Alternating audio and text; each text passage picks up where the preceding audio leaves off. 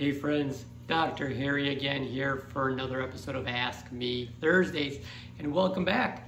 Hope you had a wonderful week, and this week we're going to be talking about the medical literature, because friends, as we've been through this COVID-19 pandemic, we're in the midst of it and hopefully toward the tail end of it, especially here in the US, we are getting medical information almost hourly. And it got me thinking about the incredible amount of medical literature that we are bombarded with.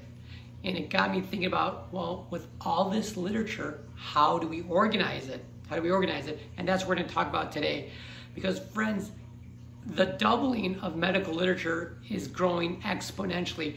There was a great study in 2011 that looked at exactly that. What is the doubling time of medical knowledge? And in 1950, that was 50 years. 50 years, the medical knowledge would double every 50 years in the year 1950. In 1980, that was 7 years. And in 2010, it was 3.5 years. And this study, which was done in 2011, predicted that in the year 2020, which we're in right now, the doubling time for medical literature would be 73 days. 73 days.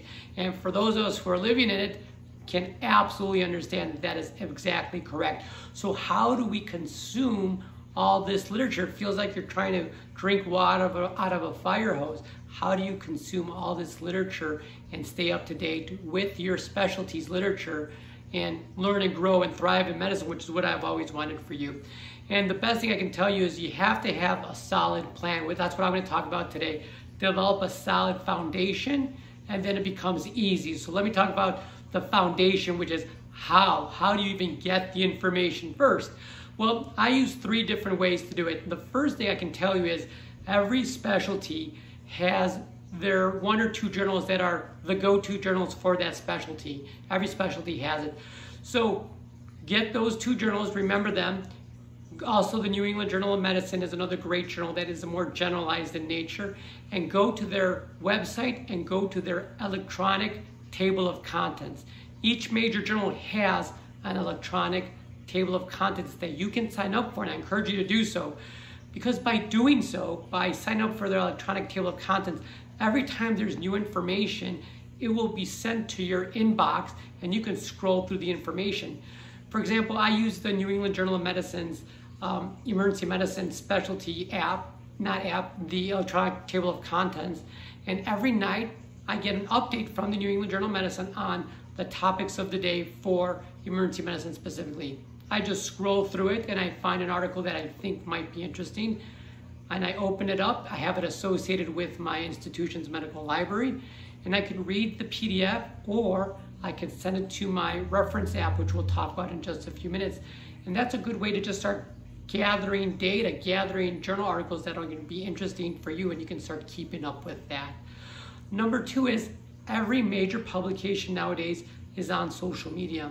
So make sure you sign up and follow them on Twitter or on Facebook, because every time a new post or whatever's trending specifically at that moment, specific to your specialty, will come on your feed on your phone, and you'll be able to kind of keep up to date with some of the trending updates on your specialty. And the third thing is just have somebody else curate the data for you, curate the literature for you. Journal Watch is a very, very popular and a wonderful program that I recommend you subscribe to. As of taping, it's $149 a year, and every 2 weeks they're going to send you a newsletter through your electronically of the big topics for the specialty that you want. A phenomenal service. It comes out every 2 weeks, and you also have access to their vast array of previous newsletters.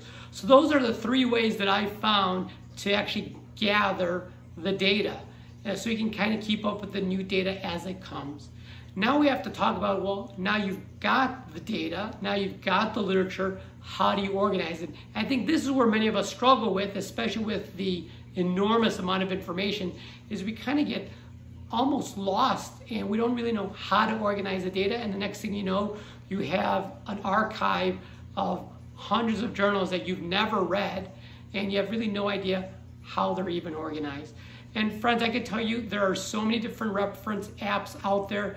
I have to tell you, you just have to pick one and stick with it, and then that's it. I only use two things, only two tools, and it's made my life so much easier. The first thing that I would recommend you do is actually sign up for Mendeley, Mendeley, Mendeley.com. It is a free reference app. You go online and sign up for it, and it is phenomenal. What Mendeley does is you could actually send all your PDFs to Mendeley, and the great thing about Mendeley is it scans the PDF and it saves it as you would save it. It saves it by title, it saves it by author, and it saves the metadata. And within Mendeley, you could create your own folders and organize your data even further.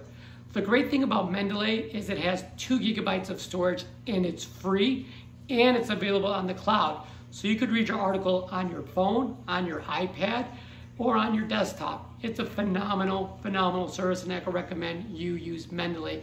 Once you use Mendeley, you're never gonna look at anything else such as Evernote, Google Drive. There are many, many other ones, but Mendeley has really figured this out. It's the one I only use, and it's phenomenal.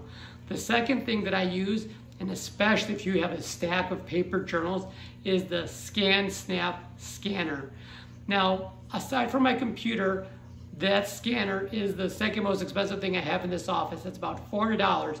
And you may be saying to yourself, I cannot believe I'm gonna spend $400 on a scanner.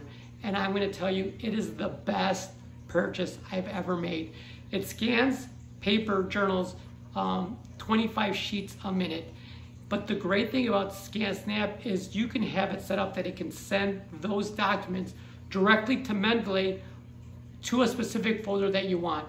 It saves you hours of time. So if you're interested in the ScanSnap scanner, there's gonna be a link below just so you can get an access to it, but it's a phenomenal piece of equipment. And those two things alone have saved me hours and hours and hours of time and effort, of time that I probably wouldn't have done looking for articles. But the great thing about it is it's made it easy for me. It hasn't become a chore now to even look for data, look for articles. I've just created a process that is just so seamless and so simple that it forces me to keep up with the data, and that's what I want for you too. So friends, that's it for today. That's Ask Me Thursdays, about how do you find and keep up with the medical literature and how to organize it. So that's it. I hope you enjoyed it. If you have any questions, and I want you to send me your questions, there's going to be a link just below here where you can just submit a question for me, and I'm happy to answer it. So friends, be good to yourself, be good to each other, and I'll talk to you guys again soon. We'll talk again. Bye-bye.